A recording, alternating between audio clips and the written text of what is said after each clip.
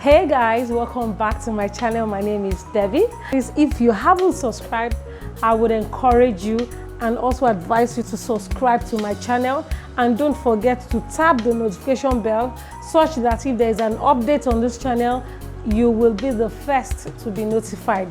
Yes, back to business. Today's video is going to be how to draft a pattern for this beautiful gown of mine. Can you see? This gown is an inverted pleat A-line gown with a convertible collar.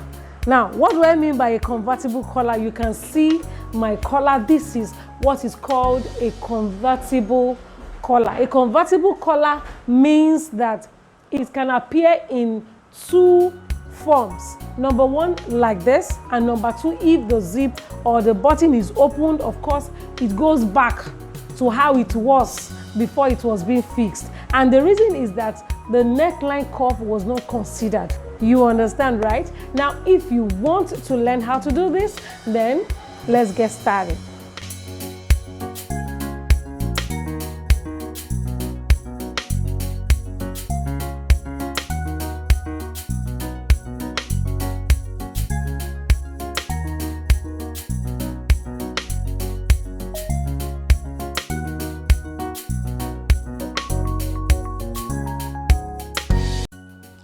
This is my pattern, and this is going to be for my front pattern. Here I have my lines inserted, my horizontal measurements inserted to have my lines. Here, this is my chest, my waist, my hip, my hemline. Okay, on this line, this is my armhole depth line. I am going to be coming down by 1.25 inches, while the back is going to be 3/4 of an inch. Okay, the idea is make sure that the front is a bit higher than the back, okay, by probably half an inch, you know. So now I have this. Can you see my slope? This is going to be 3 inches inward, and from there connected to the 1.25 inch or inches mark to have my shoulder slope. Here I'm inserting my neckline, which is 3 by 3. I'm sure you understand how that, you know, is being done.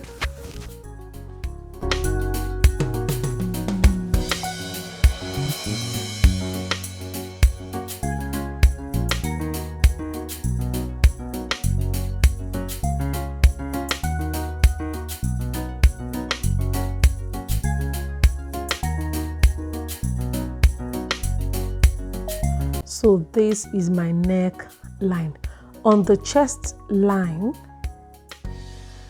I'm going to be inserting my round bust measurement plus 3 divided by 4. And from there, I'm going to be drawing a curve that will, you know, represent my armhole curve.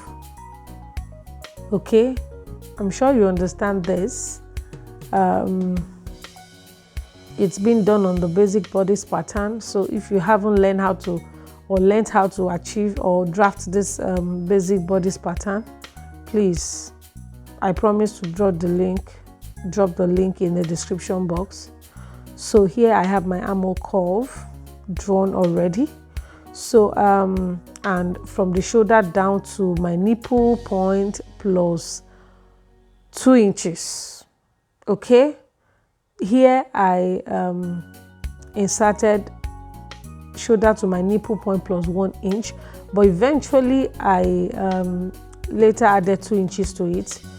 Okay, because I felt that the pleat is supposed to start, you know, a bit lower than the way it is on the pattern. So now I'm trying to just draw this line. So this line is going to be where my pleats is going to start. Okay, I'm going to sew from the shoulder down to this point before I decide to open up the pleats. Okay, so here I have my round hip plus, okay, my round hip divided by 4, no allowance on the hip and no allowance on the waist, round waist divided by 4. Now this is the front pattern and it's going to have an inverted pleat, so there's going to be some allowance added to the center front. Okay, so I'm going to be adding some allowance that would, you know, help me achieve my inverted pleats. Okay, and that is why I felt that the round waist does not, okay, need any allowance for now, because the pleat is going to start a bit, you know, higher, you know. So before the waist, the pleats would have been opened, and the allowance will also affect the front pattern in general. Okay, so now you follow this line and just draw this line. Then from there I'm going to come up by 2 inches to have my hemline shaped. Now here you don't need to measure or to consider any measurement on the hemline. Whatever measurement that the hip gives you, just ensure you place your ruler and follow that line down. Some people do take measurement, or some people say, okay, I want my hemline to be so inches. My dear, you don't need to stress yourself. Okay, so whatever your hip measurement gives you, my brother and my sister, just make sure you follow that slanted line down to your hem line. So here I'm trying to come down by 0.5 to have 3.5 inches depth of neck, but I later changed my mind, so please ignore this part.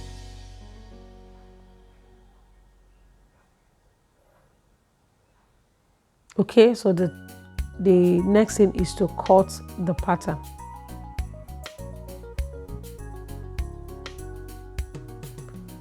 The front pattern does not need allowance on the waist and on the hip, because the allowance you're going to add to the front, okay, is going to affect the waist and the hip. Now here is my back, okay, and like I said, the shoulder slope is about 3/4 of an inch, while the front is 1.25, but the back here, round waist measurement plus 4, you know, is going to be inserted on the back, which is what I'm doing now, and the hip is round hip plus 4, okay, divided by 4, and the round bust is the same as the front. Now here you can add 6 inches, round waist plus 6 inches divided by 4, you know, and round hip plus 6 inches divided by 4. Okay, so it won't be a bit, you know, it will be a bit loose, just like the picture on the screen.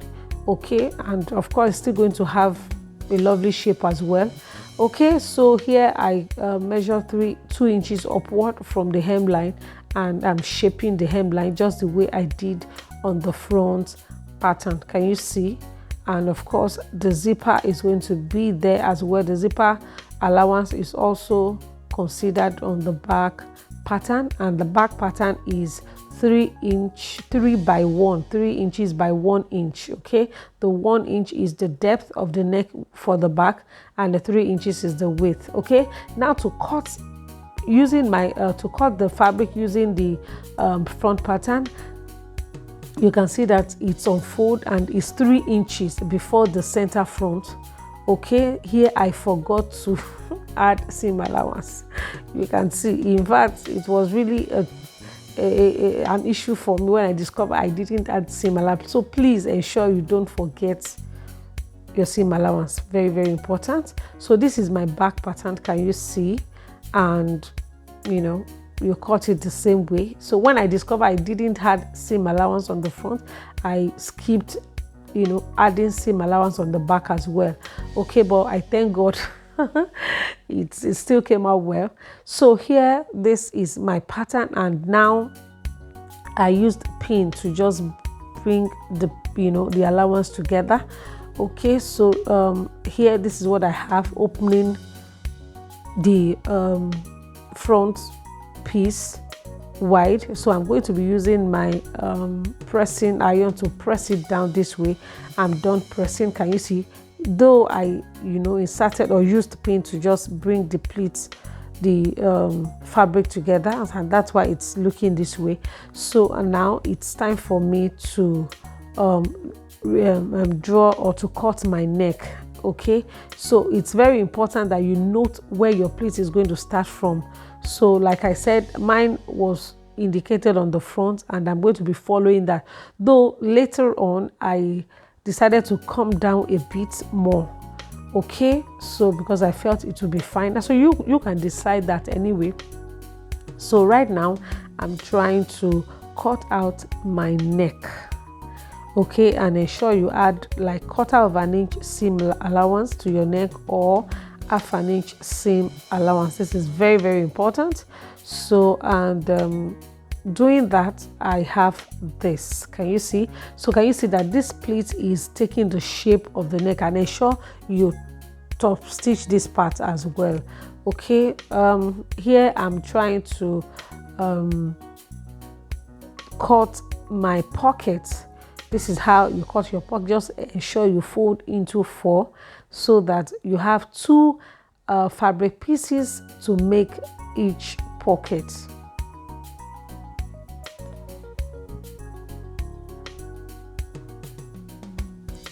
So here I am trying to draft my collar. Your neckline measurement for the back and the one for the front is going to be considered here. Here I'm inserting 3.25 as my neckline, back neckline measurement, and 5.25 as my front neckline measurement, and the height, like you see here, is going to be 3 inches high. Can you see? So, and that is what I am doing right now. So I have my center front and I have my center back. This is the front. The front is a bit wider than the back. This is how to draft a pattern for a convertible collar. Okay, now here I'm going to come out by 1 inch. Then here I'm going to go up by 1/2 an inch. Then connect the 1/2 an inch to the 1 inch.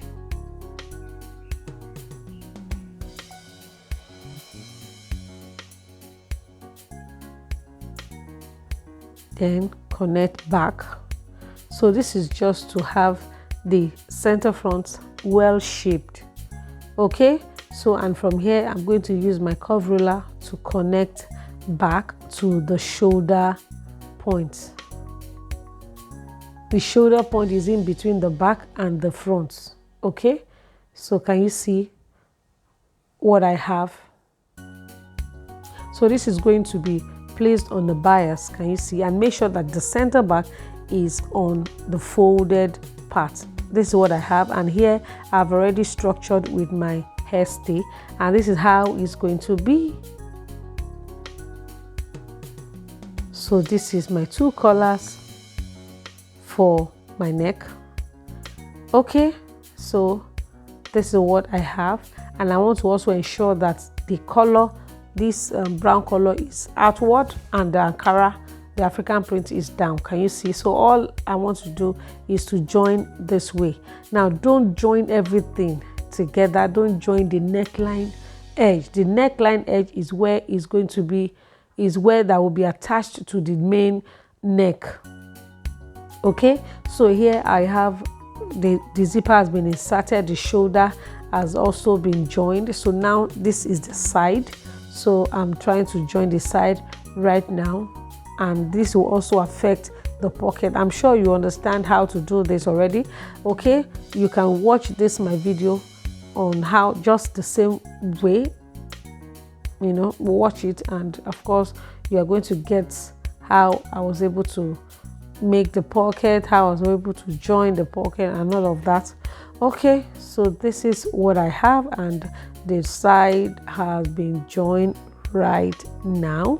So the next thing is my collar to be attached to the neck. Now, because I want the collar to be well laid, so I'm going to just join from the inside. Can you see what I had? This is the shoulder, so make sure you join the shoulder first.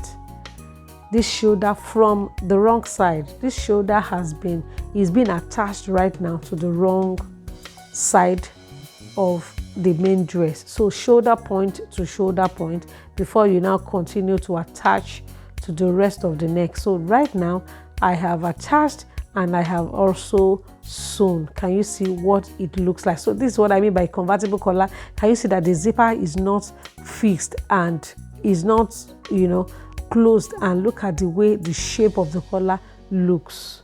Can you see? By the time you zip up, then the collar comes back and grabs the neck. And here is my sleeve. I'm going to be joining the other fabric to the down part of the sleeve, and you have your dress. Can you see? This is the outcome.